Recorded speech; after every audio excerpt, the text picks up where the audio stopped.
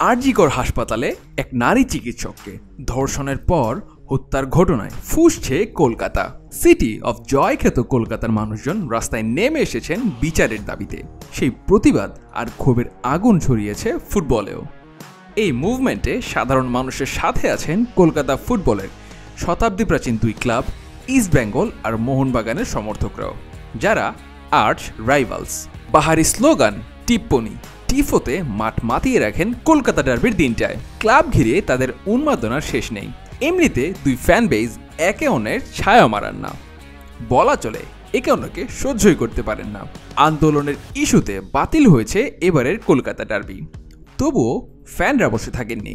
ক্লাবের বৈরিতা ভুলে তারাও কাঁধে কাঁধ মিলিয়ে চাইছেন ন্যায় বিচার। মোহনবাগানের এক সমর্থক কাঁধে তুলে নিয়েছেন এক ইস্ট বেঙ্গল সমর্থককে। বৃষ্টি ভিজে দুই রাইভাল ক্লাবের সমর্থকেরা এক কাতারে দাঁড়িয়ে বাহারি স্লোগান দিচ্ছেন।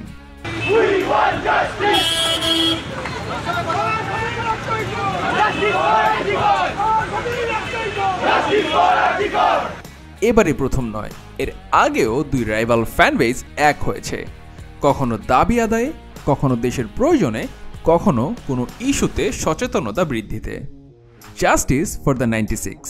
1989 সালে এফএ কাপ সেমিফাইনালে লিভারপুলের প্রতিপক্ষ ছিল নটিংহাম ফরেস্ট। সেই ম্যাচকে ঘিরে ইয়র্কশায়ারের হিলসবোরো স্টেডিয়ামে সেদিন দলে দলে ভিড় করতে থাকেন দুই দলের সমর্থকেরা।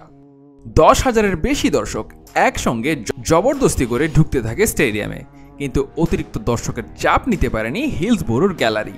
ভেঙে পড়ে জনবহুল হিলসবোরোর 3 ও 4 নম্বর স্ট্যান্ড। প্রাণ হারান 97 জন লোক, কেউ পঙ্গুত্ব বরণ করে জীবন কাটাচ্ছেন, আহত হন অন্তত 766 জন লোক। ফুটবল ইতিহাসে যেটা হিলসবোরো ডিজাস্টার নামে পরিচিত। এই হিলসবোরো ডিজাস্টারই এক করেছিল ইংল্যান্ডের দুই রাইভাল লিভারপুল ও ম্যানচেস্টার ইউনাইটেডকে।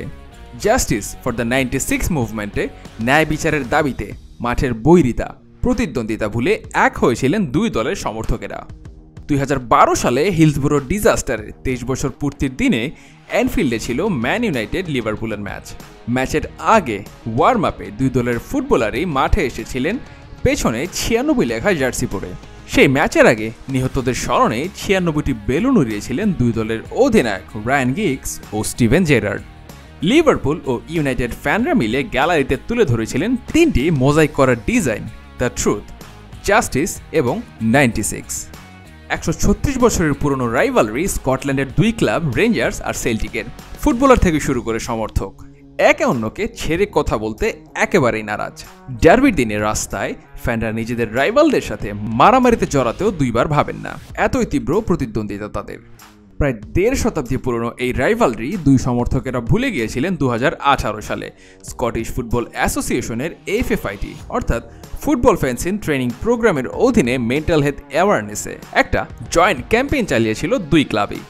2018 সালে সেল্টিক পার্কে প্রিমিয়ারশিপের ম্যাচের আগে দুই দলের সমর্থকেরা মেন্টাল হেলথ সম্পর্কিত ব্যানার, পোস্টার দিয়ে আওয়াজ তুলেছিলেন সচেতনতা বাড়াতে। মূলত পছন্দের দলের জয় পরাজয়ের কারণ অনেকাংশেই প্রভাবিত হয় সমর্থকদের মানসিক স্বাস্থ্য।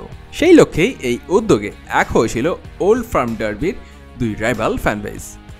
রোমের দুই নগর প্রতিদ্বন্দ্বী রোমা ও লাৎসিও। ইতালিয়ান ফুটবলের সবচেয়ে হিটেড ডার্বিগুলোর একটি হয় এই দুই দলের মধ্যে। ক্লাবের মতো ভক্তদের মধ্যেও আছে প্রতিদ্বন্দ্বিতা। দ্য ডার্বি দেল্লা ক্যাপিতালে এর আগে সমর্থকদের ছুরি কিংবা গুলি খাওয়ার ইতিহাসও আছে।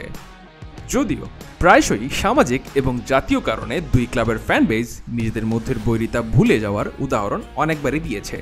2019 সালে লাৎসিও আল্ট্রা সমর্থক গোষ্ঠীর অঘোষিত নেতা ডিয়াবোলি খুন হন।